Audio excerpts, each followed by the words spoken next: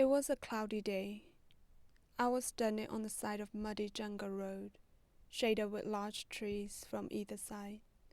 The truck that was carrying us was struggling to get out of a pool of mud it had slipped into.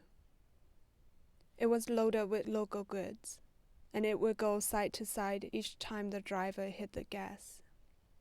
And every push only sank it back into the mud.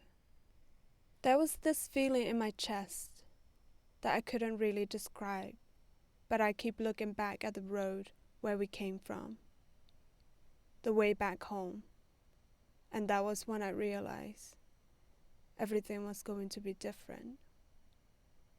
I was only 15 when I left home. It was discussed with my dad that I would go to Thailand and live with my brother.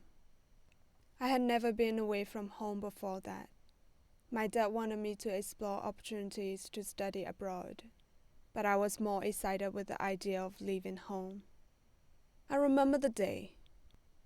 It was the second day of Burmese Lunar New Year, right after our biggest New Year celebration, Dinjan. I didn't know we would be leaving until a cousin of my mom came and told me that we were leaving right that instant. So I ran to the farm where my parents were.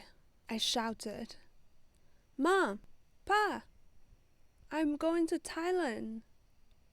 I packed a few pairs of clothing, a green blanket that my dad gave me, and some cash. I didn't even remember to give my parents hugs when I hopped on the back of the truck. I was grinning with excitement when my parents wore the look of worries.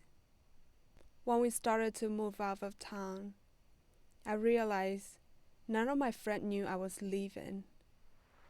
I wondered if they would be mad at me for not saying goodbye. It took us 2 days to reach our destination. We stopped at a tiny village with no electricity for one night rest, and I was very grateful I got the blanket that my dad gave me. I felt so alone for the first time in my life. I wish I hadn't taken this journey. I wish I was at home with my family, enjoying our dinner, warm and happy. But instead, I was in the middle of nowhere with people I barely knew to start off a journey of unknown. I cried myself to sleep that night under the green blanket. The next day, the truck stopped at a town in the middle of our journey, so we hired 2 motorbikes to take us to the border. We crossed the famous hills of Karen State. Every turn gave me chills and made my palms sweat because we were so close to the cliff. But we made it and crossed the border without any documents. We just bribed the border guards and crossed the river that divides Thailand and Myanmar. It has been 10 years. I now live in Hong Kong, thousands of miles away from home.